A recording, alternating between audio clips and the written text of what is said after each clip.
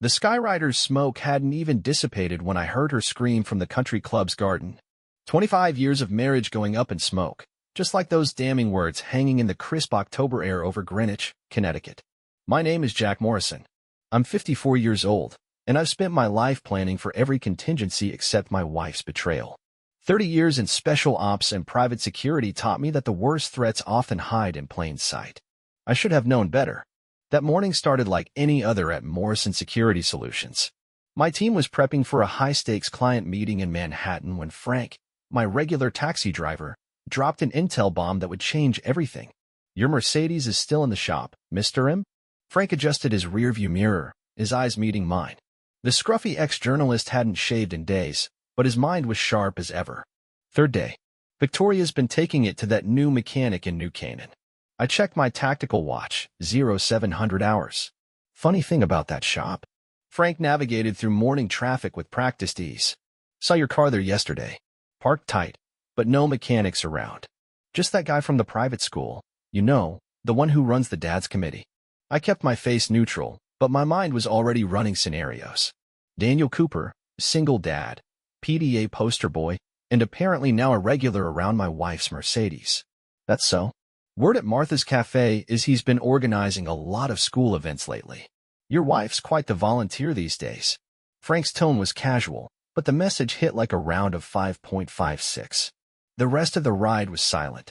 At the office, I pulled up our home security feeds, a habit from decades of protection work. Victoria's calendar showed 3 PDA meetings this week.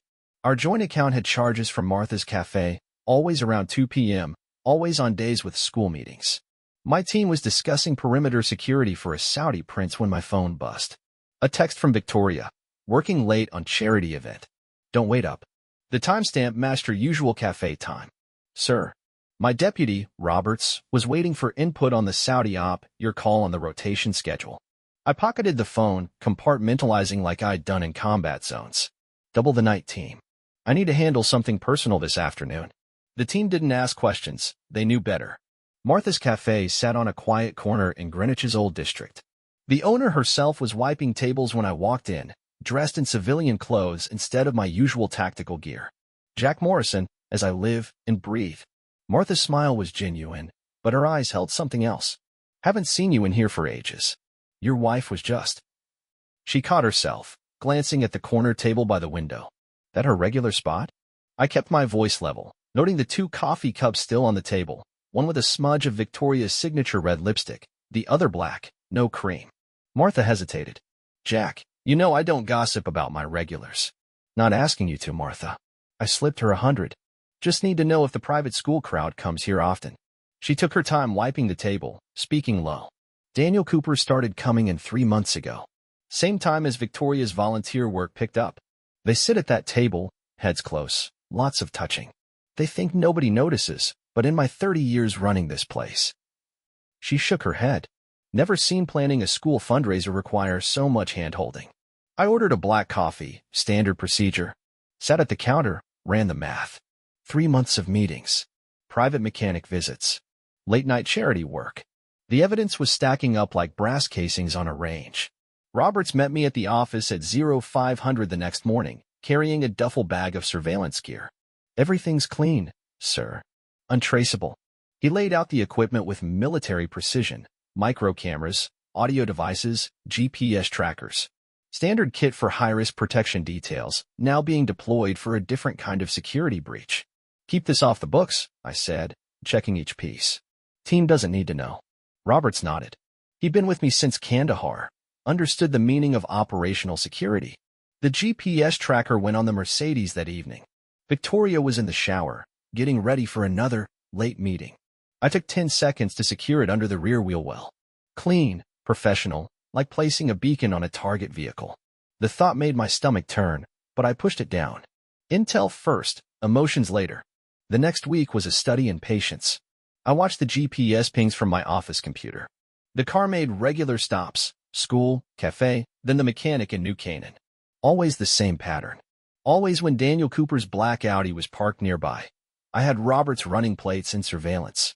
"Think you should hear this, sir." Roberts handed me a burner phone connected to the car's audio feed. Victoria's voice came through clear as day. Daniel, we need to be careful. Jack's been asking questions. A pause, rustling sounds. No, he doesn't suspect. He's too busy with work. Always has been. Cooper's voice was soft, trying to sound reassuring. Made my trigger finger itch. The fundraiser's perfect cover. 2 more weeks, then we can stop hiding. I promise. The audio cut off. Robert stood at parade rest, waiting for orders. I checked my watch, 1,400 hours. Right on schedule at Martha's Cafe. Sir. Robert shifted slightly. Want me to put a team on Cooper? I shook my head. This stays between us. Get me everything on the fundraiser. Guest list, venue details, security arrangements. A plan was already forming, the kind we used to run in places where diplomatic solutions had failed. The intel came together over the next 3 days. Victoria was chairing the annual Greenwich Academy Fall fundraiser. 300 guests, including half the town's social circle. Daniel Cooper handling logistics. The perfect public stage. Frank picked me up the following Monday. He didn't need to tell me he'd seen the Mercedes parked behind the mechanic's shop again. The look in his eyes said enough. You know, Mr. M, he said, adjusting his mirror, back when I was reporting, I covered a story about a man who caught his wife cheating. He went crazy, made a scene, lost everything. The other guy? Walked away clean. I caught his eye in the mirror. That's not how this plays out, Frank. Figured as much. He pulled up to my office. Some folks think getting even means getting loud. But the real damage? He tapped his temple. That's done quiet. Strategic-like. I paid my fare, added 100. Take the week off, Frank. Might get messy around here. Martha was waiting when I walked into the cafe that afternoon. Slid a folder across the counter before I could order. Found these in the lost and found. Think they might be important. Inside, printed emails, fundraiser details, hotel receipts. The kind of intel that could only come from someone who'd been watching, waiting, gathering ammunition. Coffee's on the house, she said, turning away. Just make it count. I sat at the counter, spreading out the papers like mission briefings. Victoria and Cooper had gotten sloppy. Comfortable. They thought they were writing a love story. Didn't realize they were setting up their own execution. The Greenwich Academy Fall Fundraiser Committee met every Tuesday at 4 p.m. Victoria came home each time with that look, the one people get when they think they're ahead of the game. I let her talk about centerpieces and auction items, nodding at appropriate intervals while running operations on my laptop. Jack? Are you even listening? She stood in my home office doorway, perfectly manicured hands on her hips. This is important. The whole town will be there. Wouldn't miss it. I kept my eyes on the screen, where Roberts had just sent over Cooper's financial records. Not hard to access when you have friends at the right banks. Need me to handle security? She hesitated, first crack in her facade. No, Daniel's taking care of that. He has experience with these events. Daniel Cooper? I looked up, face neutral. The single dad from Tommy's class? He volunteers a lot. She turned away too quickly. The caterers need final numbers by Friday. After she left, I made 3 calls. First to Judge Harrison, an old client who owed me for that situation with his daughter last summer. Second to Karen Cooper's parents in Boston. Daniel's ex-wife's family had been very interested to hear about his recent activities. Third to my account manager at Greenwich Capital. Roberts arrived as I finished the calls. Everything's set, sir. Judge Harrison signed the papers this morning. Cooper's assets are frozen pending investigation. I pulled up the fundraiser seating chart on my screen. And the other matter? Karen Cooper's parents are filing for emergency custody review. Their lawyer has photos from Martha's Cafe. They're pushing for immediate relocation of the kid to Boston. Perfect. Cooper's weak spot was his son. He'd cave the moment custody was threatened. What about Victoria's pet project? Roberts handed me a thumb drive. Full audit of the Greenwich Academy Parents Association accounts. Last 3 years of fundraiser records. Found some interesting transfers to a private account. Matches the hotel payments. I smiled for the first time in weeks. Send copies to the board. Anonymous concern from a parent. The next domino fell 2 days later. Victoria was at her Thursday hair appointment when my phone rang. The board president of Greenwich Academy, Claire Montgomery, sounded uncomfortable. Jack, I hate to bother you, but we found some discrepancies in the fundraiser accounts. Victoria's signatures on some questionable expenses. Is she available to meet? Actually, Claire, I've been meaning to talk to you about that. I leaned back in my chair. Maybe we should discuss this in person. I have some additional information you might find relevant. The meeting took place in my office downtown. I laid out the evidence carefully: hotel receipts, misappropriated funds, emails that Martha had found. Claire's face went from concern to stone cold. "We'll need to make some changes to the fundraiser leadership," she said finally. Immediately. "Understood." I handed her an envelope. "By the way, my firm would be happy to provide security for the event. Pro bono, of course." Victoria was still getting her hair done when her phone started blowing up with board member calls. By the time she got home, her fundraiser chair position had been revoked, and Cooper had 3 voicemails from his ex-wife's lawyer. "What's happening?" She burst into my office, face flushed. "Claire won't take my calls. Daniel's not answering his phone." I looked up calmly. "Problems with the fundraiser?" "They're saying something about missing money. And Daniel, his ex, is threatening to take his son." Her voice cracked. "Jack, I need your help." "You do." I closed my laptop. "But not the kind you're asking for." "Sit down, Victoria. Let's talk about those mechanic visits in New Canaan." Victoria sat there, color draining from her face as I played the audio recordings. Her voice, Cooper's voice, the rustling sounds from the mechanic's back office. 3 months of lies unraveling in digital clarity. "How dare you spy on me?" she whispered, but there was no force behind it. Her hands trembled as she reached for her phone, probably to warn Cooper. I let her. The trap was already set. "The fundraiser is still happening Saturday," I said, standing. "You'll attend as planned. Cooper too. Consider it your farewell performance. You can't tell me what to do." She tried for defiance, but fear crept into her voice. "I'll leave now. Daniel and I." "Daniel Cooper is currently in a meeting with his ex-wife's lawyers," I cut in.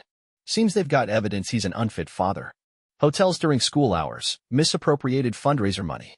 Karen's parents are pushing for full custody in Boston." Victoria's phone buzzed. Cooper's face flashed on the screen. She didn't answer. "Oh, and the board's audit found your creative bookkeeping. Claire Montgomery is particularly interested in those hotel receipts you coded as event planning expenses." The next 24 hours moved like a tactical operation. Roberts coordinated with the security team while I made final adjustments.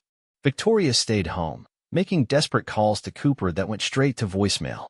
His lawyers had advised complete silence. Saturday evening arrived clear and cold.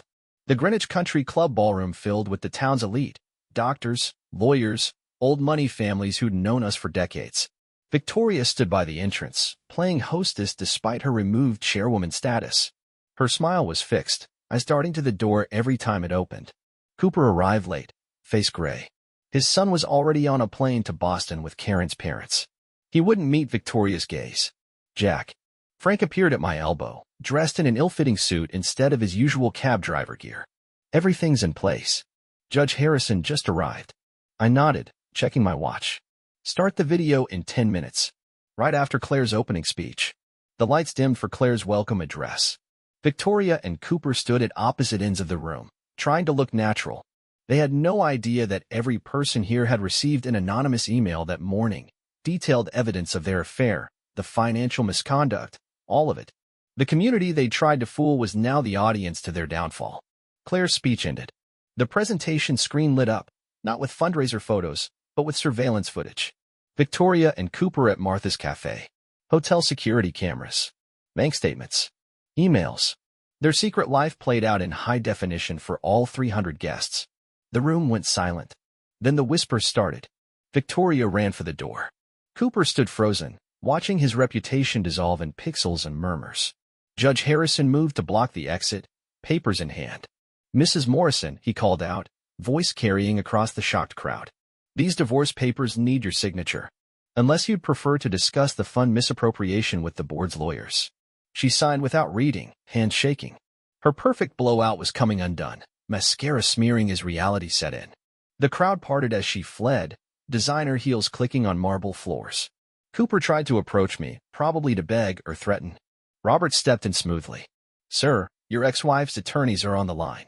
Something about permanent custody arrangements." He left without a word, shoulders slumped. The mighty PDA dad, brought down by his own arrogance. I stayed until the end, accepting condolences and support from longtime friends. Martha worked the room like she'd been born to it, sharing details I'd strategically left out of the video. By midnight, the story had grown wings, and Victoria's social death was complete. "Need a ride home, Mr. M?" Frank waited by his cab, grinning. "Not tonight, Frank." I looked up at the clear October sky. Think I'll walk. Been sitting still too long. The divorce papers hit the local news cycle by Monday morning. Not the headline itself, just a small notice in the Greenwich Times Society pages. But in a town like this, that's all it took. My phone started ringing at 0600 hours. Jack. Robert's voice was clipped. Victoria's trying to access the accounts. I watched the sunrise through my office window, coffee growing cold. Let her try. Everything's already moved.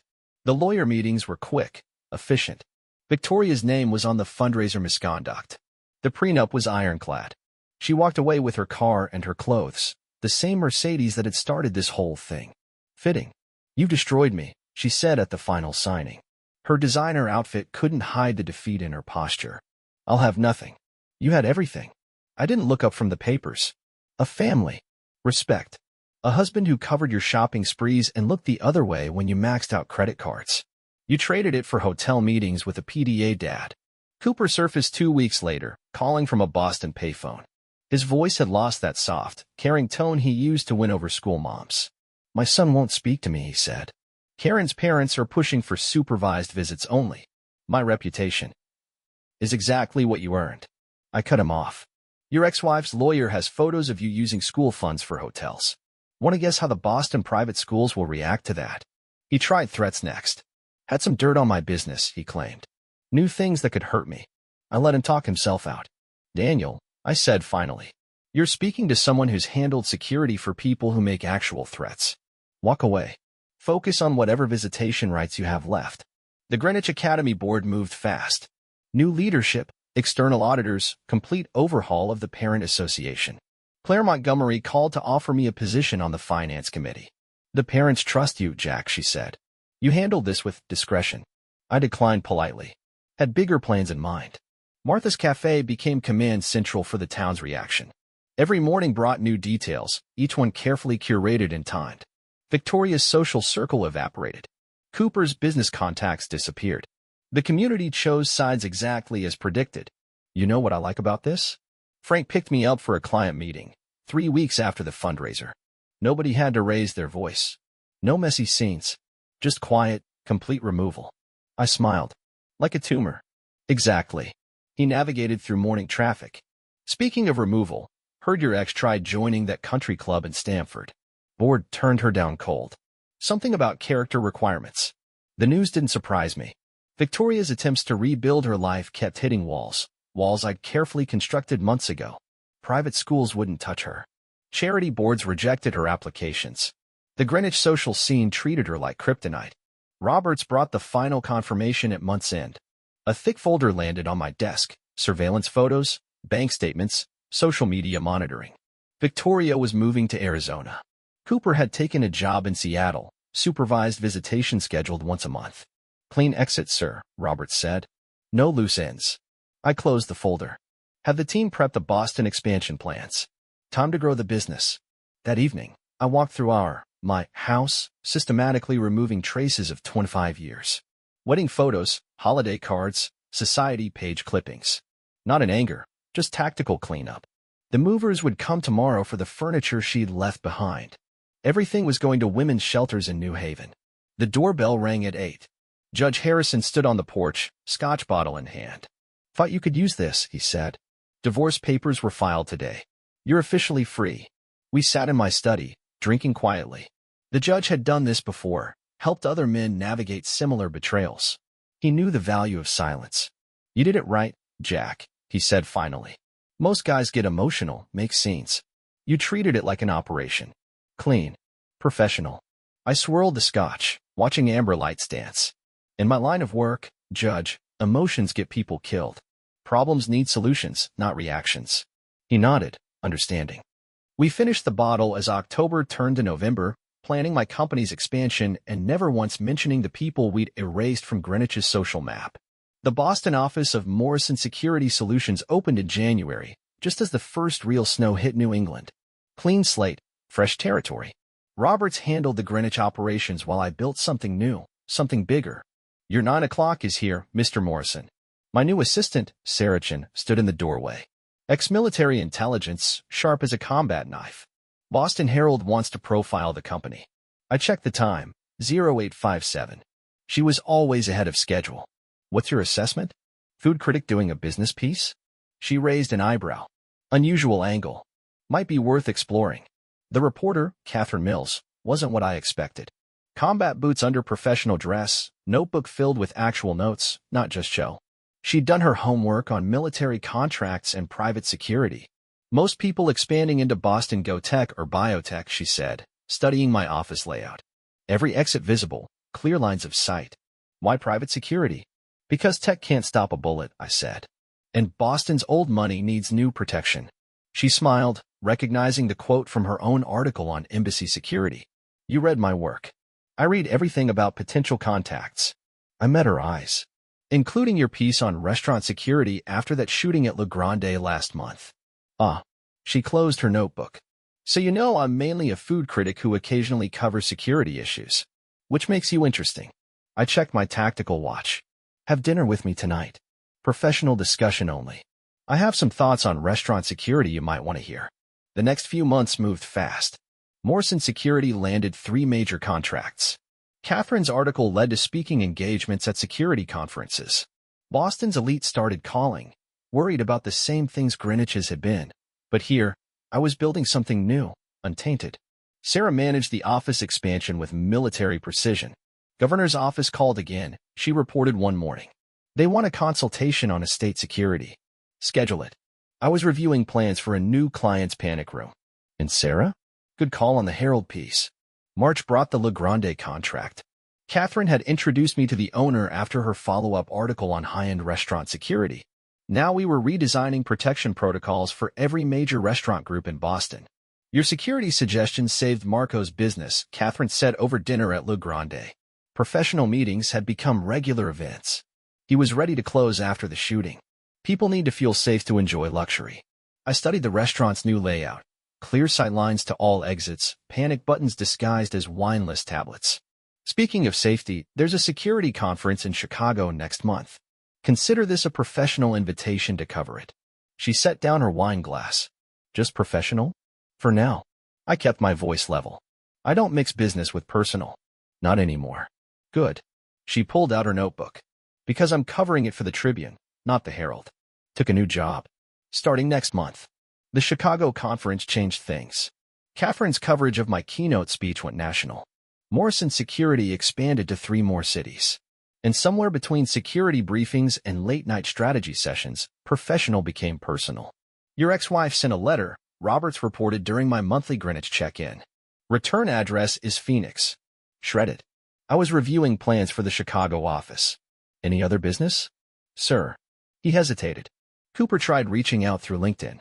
Wants to apologize, he says. Block him. Catherine was due any minute to discuss the Los Angeles expansion. The past stays in Greenwich. She arrived exactly on time, as always. Ready to talk LA security? Then, noticing my expression, or do we need to discuss something else first? Just ghosts, I said. Nothing worth mentioning.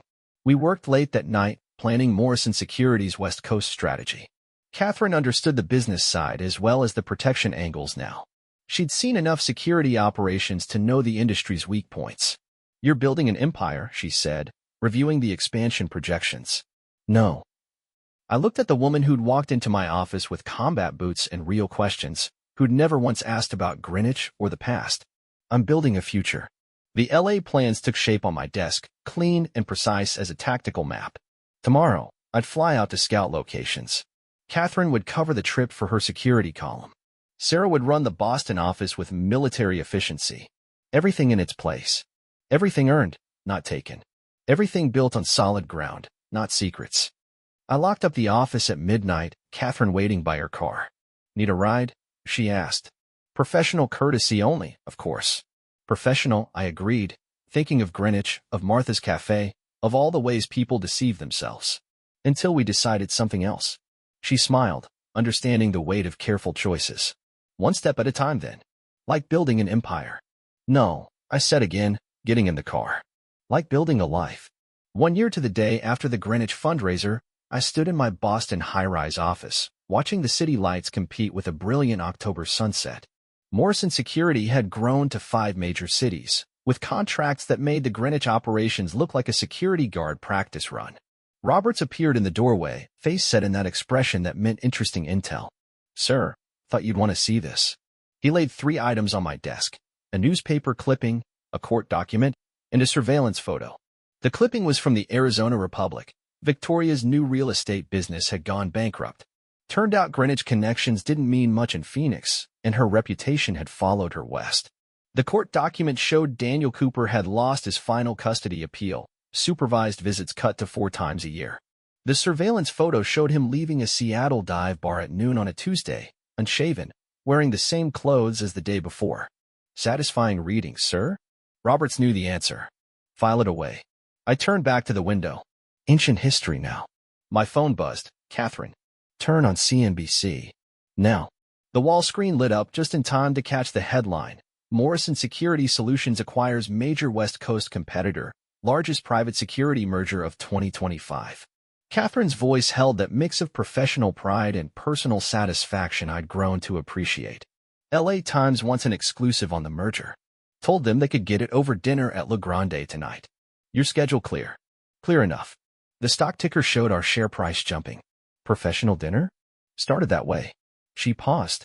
But I'm thinking it's time to renegotiate terms. Before I could respond, Sarah stepped in. Mr. Morrison? Judge Harrison's on line 1 from Greenwich. Says it's about that property acquisition? I took the call on speaker. The judge's satisfaction came through clear as tactical radio. It's done, Jack. Greenwich Country Club Board just approved the sale. Controlling interest is yours. Catherine was still on the other line. Should I ask? Just cleaning up loose ends. I looked at the merger numbers climbing. The club where Victoria used to reign as queen just sold to a new investment group. Coincidentally, their first order of business is reviewing all membership applications from the past year. Thorough as always. Her smile came through the phone. Dinner at 8? I ended both calls and turned to Roberts. Have Frank pick me up at 7. He'll want to hear about this. Already called him, sir. He says, and I quote, about damn time. The Boston streets were clear that evening. Frank had traded his cab for a private car service, exclusively contracted to Morrison Security. Some loyalties deserve rewards. Big day, Mr. M. He caught my eye in the mirror. Saw the merger news. Company's worth what, $2 billion now? 2.5. I watched familiar buildings pass. But the Greenwich acquisition, that's priceless. Speaking of price, Frank pulled up to Le Grande. Heard through the grapevine that Victoria tried joining 3 more country clubs out west. All declined. Imagine that. I stepped out into the crisp October air. Catherine waited by the entrance, power suit and combat boots, notebook in hand. Ready to make headlines? She asked. I looked at her. Really looked. No hidden angles, no secret meetings, no agendas. Just straight talk and clear intentions. Change of plans, I said. Let's do the interview at my place. More private. Professional distance? Her eyebrow arched. No. I opened the car door. Not anymore. Frank caught my eye one last time in the mirror, nodding approval.